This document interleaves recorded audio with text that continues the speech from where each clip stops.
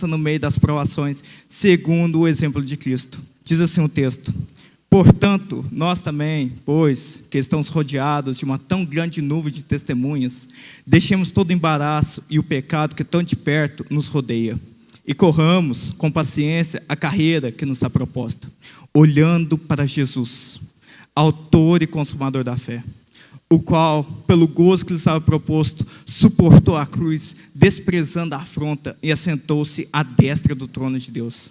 Considerai, pois, aquele que suportou tais contradições dos pecadores contra si mesmo, para que não enfraqueçais, desfalecendo em vossos ânimos. Os irmãos podem se assentar. Meus irmãos, nós estamos diante de um texto bastante conhecido da igreja, né? Nós sabemos que a Epístola dos Hebreus foi uma carta que foi escrita para exortar aqueles cristãos hebreus que estavam passando por uma perseguição tão ferrenha, não é? Estavam perdendo seus bens, estavam perdendo suas famílias, suas posições por causa do Evangelho. E o autor dos Hebreus, que nós não conhecemos, né? Um sugere que foi Paulo, outro Barnabé, Lucas e Apolo. Ele vai orientar essa igreja que provavelmente estava em Roma, esses cristãos hebreus que estavam lá em Roma, para perseverarem na fé, para continuar lutando o bom combate, sabendo que eles têm uma rica promessa lá nos céus, sabendo que eles não pertencem a este mundo, que eles eram peregrinos e estrangeiros neste mundo, e que eles não deveriam, e o autor dos Hebreus nos orienta que nós não temos aqui cidade permanente, mas buscamos a futura. Então o autor dos Hebreus nesse texto aqui, após ele falar acerca dos heróis da fé no capítulo 11, já falando de Noé, de Abraão, Isaac e Jacó, o autor dos Hebreus vai nos dar só mais um exemplo para que nós venhamos a perseverar na fé, que é o exemplo do nosso Senhor Jesus Cristo. Ele que suportou a cruz, ele que suportou todo aquele sofrimento, suportou a coroa de espinhos, suportou todos os nossos pecados, todas as nossas enfermidades, suportou todo o furor do cálice da ira de Deus sobre os seus ombros, e estava totalmente sozinho naquela cruz. E o autor dos Hebreus nos orienta que nós devemos olhar para Ele, olhar para Jesus, considerar suas dores, considerar seus sofrimentos, para que nós não venhamos a desfalecer, para que nós não venhamos a retroceder na fé. Eu quero, nesse sermão aqui, abordar 3 tópicos com os amados irmãos. Primeiro, o exemplo dos antigos nos motiva a perseverar. Nós estamos conversando sobre perseverança. Segundo, o exemplo de Cristo nos motiva a perseverar, no verso 2. E 3, considerando o exemplo de Cristo, nos faz perseverar. Então vamos a essa exposição. O autor dos Hebreus continua a sua exortação do capítulo 11, no versículo 1 do capítulo 12, dizendo: portanto, nós também, pois que estamos rodeados de uma tão grande nuvem de testemunhas, deixemos todo embaraço e o pecado que tão de perto nos rodeia, e corramos com paciência a carreira que nos está proposta. Nós podemos interpretar esse texto aqui de uma maneira meio errada, porque essa tão grande de nuvem de testemunhas, a gente tem a tendência de aplicar que isso se refere à sociedade, a tão grande nuvem de testemunhas. Mas, na verdade, essa tão grande nuvem de testemunhas corresponde aos heróis da fé mencionados no capítulo 11. Então, ou seja, esses heróis, Noé, Abraão, Isaac, Jacó, os profetas e tudo mais, eles estão nos olhando. Estão olhando para as nossas vidas, e nós devemos olhar para eles, olhar para as suas lutas, olhar para as suas provações, e ver que eles não desanimaram, eles não retrocederam na fé, mesmo passando por lutas, mesmo passando por provações. O autor dos Hebreus nos fala que eles experimentaram escárnios, açoites, cadeias e prisões, eles foram apedrejados, cerrados, tentados, mortos a fio da espada, andados vestidos de pele de ovelhas e de cabras, desamparados, aflitos, maltratados. Essas pessoas passaram por maior sofrimento aqui na terra, mas mesmo assim eles mantiveram seus olhos focados em Jesus Cristo, olhando para o exemplo dos antigos, olhando para o exemplo dos heróis da fé, nos motiva a continuar correndo com paciência a carreira que nos está proposta, e também nos motiva a deixar tudo aquilo que atrapalha a nossa comunhão com Deus, o pecado, a distração, tudo aquilo que atrapalha a nossa comunhão com Deus, nós devemos deixar, e para isso nós devemos correr com paciência, ou em outras traduções, com perseverança. O termo que foi escrito aqui, que foi traduzido com paciência, vem do grego hypomone, que significa resiliência, resistência, perseverança. Então os autores hebreus nos orientam que nós devemos correr com perseverança a carreira que nos está proposta. Nós não devemos, Deus não quer que nós tenhamos uma vida oscilante. Uma hora estamos avivados e outra hora estamos desanimados. Mas Deus quer de nós constância. Deus quer de nós perseverança. Deus quer de nós paciência. Sempre constante, sempre firme na presença de Deus.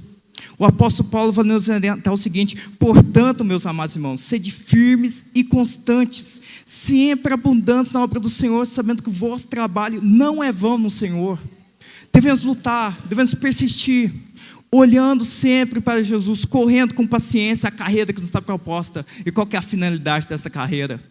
É um dia estarmos eternamente do lado do nosso Senhor e Salvador Jesus Cristo, desfrutando da sua presença, desfrutando da sua graça, desfrutando da sua comunhão, hoje para todo sempre. Mas como que nós podemos correr com paciência, ou correr com perseverança? O verso de número 2 vai nos responder: olhando para Jesus, autor e consumador da fé, o qual, pelo gozo que lhe estava proposto, suportou a cruz, desprezando a afronta, e assentou-se à destra do trono de Deus. Por que os crentes desanimam? Por que os crentes retrocedem?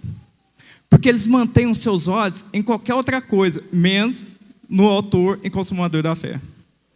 Eles mantêm os seus olhos na política, mantêm os seus olhos na economia, mantêm os seus olhos nisso, naquilo outro. Eles olham para tudo, menos para Jesus. E a segunda parte desse texto, muitas vezes quando a gente cita esse texto, a gente para aqui, olhando para Jesus, o autor e consumador da fé, sendo que o versículo continua. O qual, pelo gozo que lhe estava proposto, suportou a cruz, desprezando a afronta, e assentou-se à destra do trono de Deus. Qual que era a alegria que lhe estava proposta para o nosso Senhor Jesus Cristo? É que Ele, cumprindo a sua missão, Ele seria o nosso Redentor e o nosso Salvador para todo sempre. O que motivava o coração do nosso Senhor Jesus Cristo era fazer a vontade daquele que o enviou. Era isso que motivava. É isso que fez com que Jesus suportasse aquela cruz, suportasse aqueles espinhos, suportasse a lança que foi transpassada pelos seus lados. Foi essa promessa, foi esse dever, foi essa recompensa de que Ele seria o nosso Redentor, o nosso Salvador para todo sempre. E isso nos traz uma reflexão acerca de nós. Qual que é a alegria que está proposta para o seu coração? Qual que é a alegria? Qual que é o objetivo final que mais motiva o seu coração a prosseguir indo em frente? São os seus sonhos? São os seus projetos? É alguma promessa aqui terrena?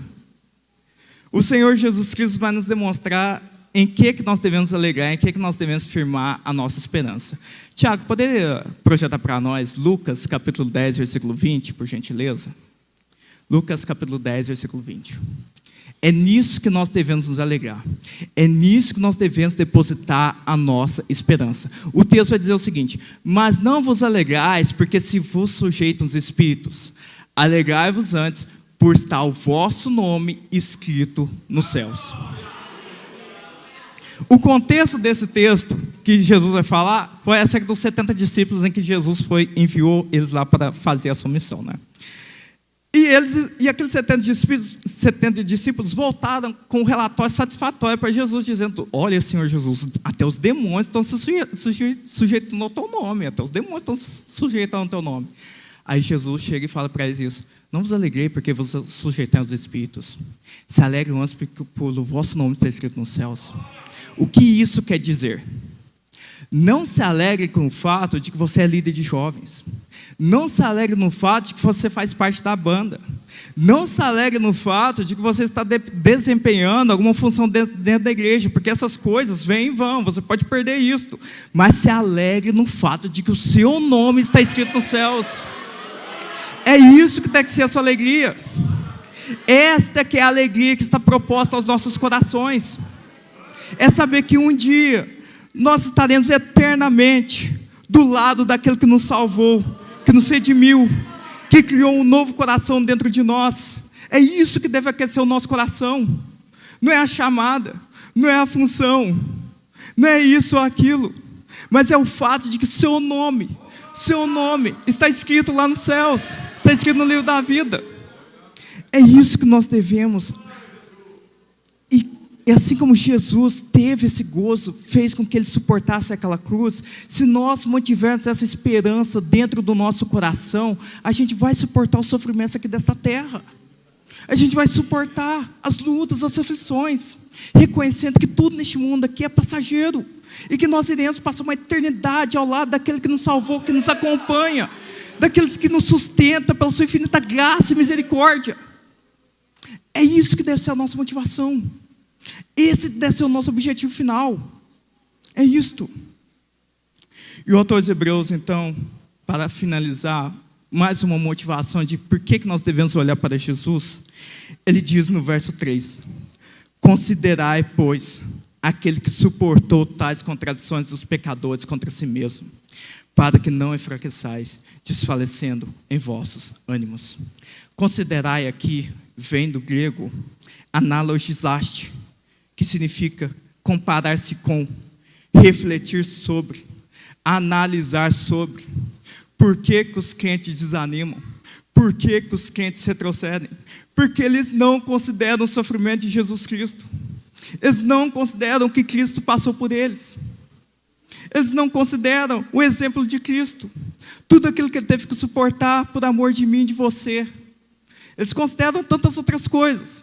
Consideram a série do Netflix, consideram isso, consideram aquilo outro, consideram a falta disso, consideram a falta daquilo e tudo mais. É claro que desanima. O único resultado disso é o desespero e o desânimo. Se os nossos olhos estiverem voltados para qualquer coisa aqui dessa terra, já somos os mais miseráveis de todos os homens.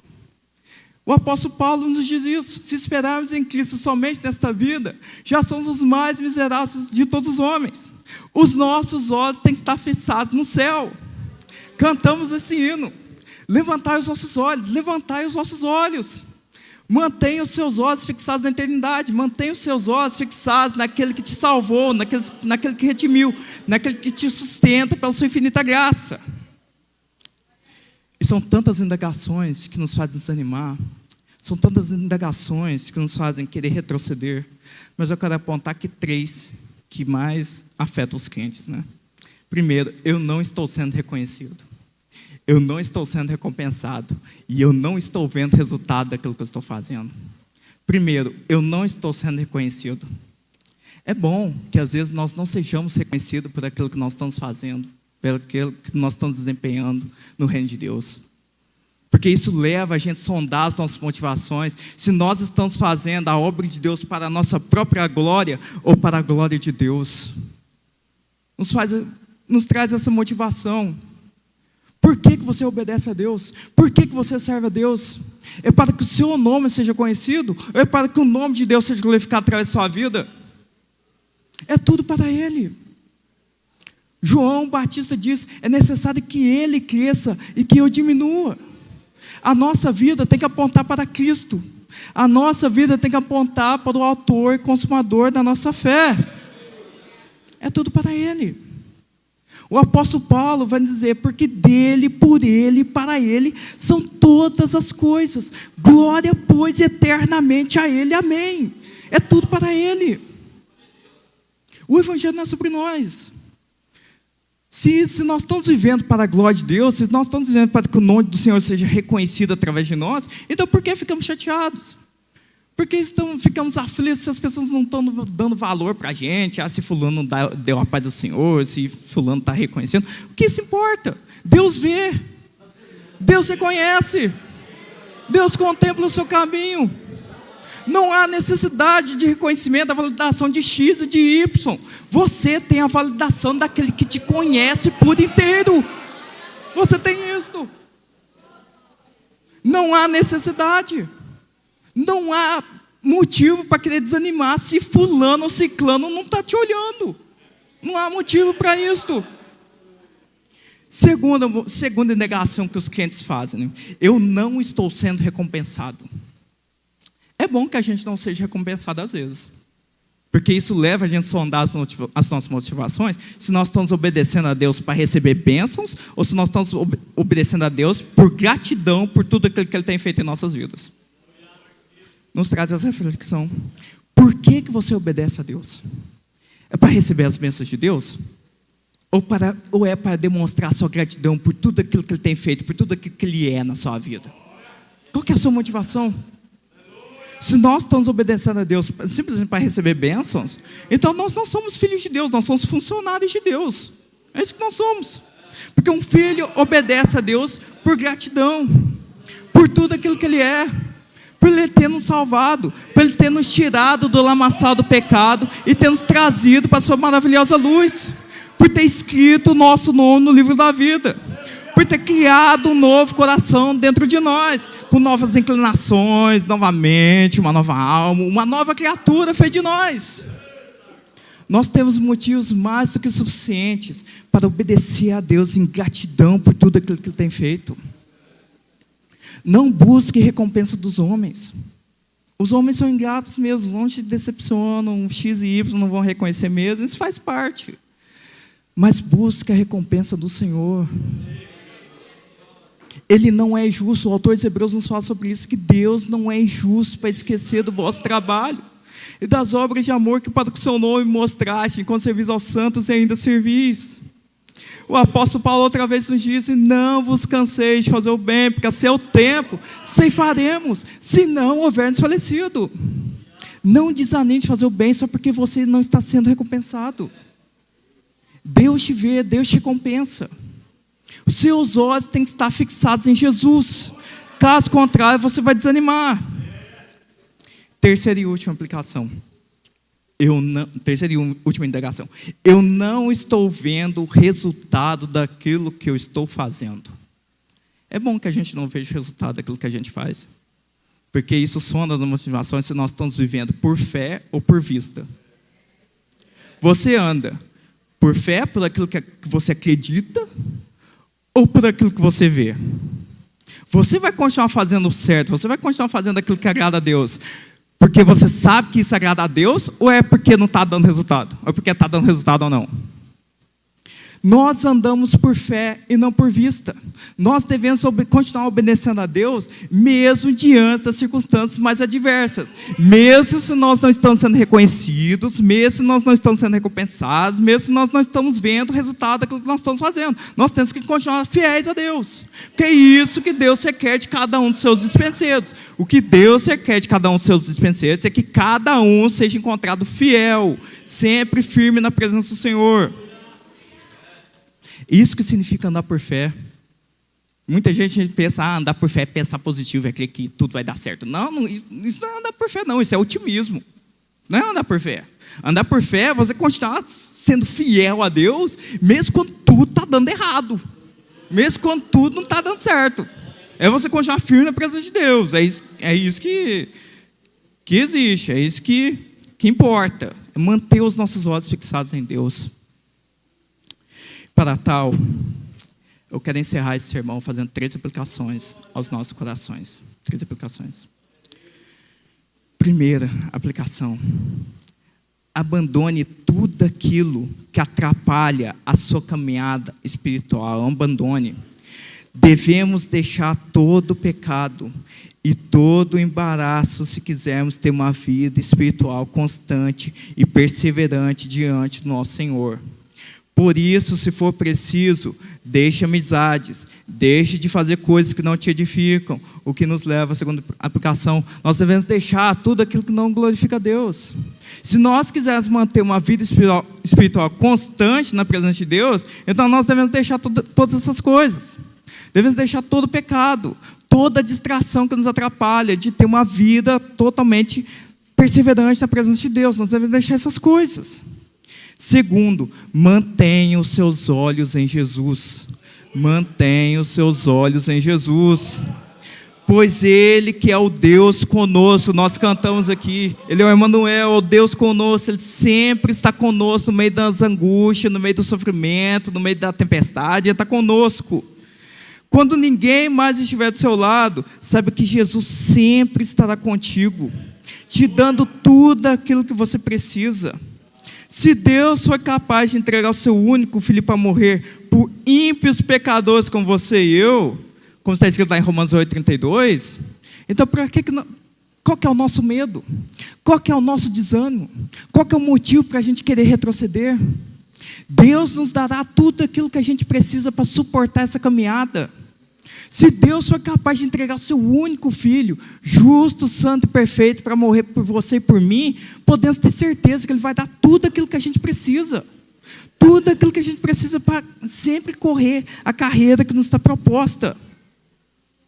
Podemos ter certeza que Ele nos dará poder, graça e misericórdia em tempo oportuno, para suportarmos o nosso tempo de peregrinação. Ele dará tudo aquilo que a gente precisa. Você anda triste, você anda desanimado, você anda sem esperança. Ele é o Deus que te dá alegria. Ele é o Deus que te dá esperança. Ele é o Deus que te dá uma maravilhosa promessa de que você sempre estará do lado dele, bem juntinho, daquele que te salvou, daquele que redimiu, daquele que enviou o seu Filho amado para morrer por nós, do Filho amado de Deus que suportou todo o escárnio dos pecadores, todo o sofrimento, toda aquela angústia por mim e por você. Deus foi capaz de entregar o seu Filho amado por nós, então nós podemos ter certeza que Ele vai nos sustentar, que Ele vai nos guardar de todo mal. Terceira e última aplicação. Saiba que você não tem morada permanente aqui. Aqui não é o seu lugar. Aqui não é o nosso lugar. Nós estamos apenas de passagem neste mundo. Por isso, persevere em seguir a Cristo, estando ciente que este mundo aqui é o único inferno que você vai passar e ele é passageiro. Como Paulo diz, porque para mim tem por certo que as aflições deste tempo presente não são para comparar com a glória que em nós há de ser revelada. Não se compara. Tudo é leve e momentâneo, se comparado com a glória que nós vamos ver quando estivermos lá no céu. Tudo é leve e momentâneo. Por isso que nós não devemos priorizar as coisas dessa terra, porque tudo neste mundo terá o seu fim, terá o seu término. Os nossos olhos têm que estar fixados no autor e consumador da nossa fé. Tem que estar fixado nele. Ele é tudo que nós mais precisamos. Deus enviou o seu Filho amado para morrer por nós. E você está com medo de que Ele não te dará tudo aquilo que você precisa. E você vai querer retroceder. O Filho amado de Deus suportou o cálice do furor da ira de Deus sobre os seus ombros, para vir aqui no século 21 você querer desanimar, porque fulano não te deu a paz do Senhor? Porque ciclano não vai com a sua cara? Porque falaram mal de você? Olha o que Cristo passou. Se nós estamos querendo retroceder por causa dessas coisas, é porque nós não estamos considerando Cristo. Nós estamos considerando a nós mesmos. Não há motivo para querer desanimar. Não há motivo para querer retroceder. Olha o que Cristo passou. Olha as chagas, olha as feridas, olha a ira de Deus, olha o abandono de Deus Pai. Tudo aquilo que Cristo suportou por amor de mim e de você. Nós não temos motivo para desanimar. Nós não temos motivos para querer retroceder se fulano não está olhando para nós, se a gente não está sendo recompensado, ou se a gente não está vendo o resultado dessas coisas. Tudo isso é passageiro, se comparado com o que nós vamos presenciar lá no céu. Tudo isso é passageiro. E eu quero concluir. Quero concluir dizendo que os nossos olhos devem estar fixados naquele que nos traz uma alegria indizível e cheia de glória, naquele que nos traz uma esperança que não traz confusão, naquele que nos traz a paz que excede todo entendimento. Os nossos olhos têm que estar fixados nele. Se quisermos ter uma vida espiritual de consistência e perseverança, devemos olhar sempre para aquele que se entregou por nós, e que para que hoje nós pudéssemos ser feitos filhos de Deus. Ele é o seu maior objetivo, Ele é o seu maior tesouro. Você não pertence a este mundo, por isso continue sendo obediente a Deus, crendo que todo sofrimento, toda angústia, toda tristeza terão um término, e breve estaremos em casa. Breve estaremos para sempre do lado daquele que nos salvou, que se entregou por nós, daquele que morreu por nós naquela cruz. Por isso, igreja do Senhor, mantenha os seus olhos fixados nele, mantenha os seus olhos, considere seus sofrimentos, pois assim você não vai querer desanimar, você não vai querer retroceder. Mas mesmo diante das angústias, mesmo diante do sofrimento, mesmo diante das intempéries, você pode encontrar graça, misericórdia, alegria e esperança.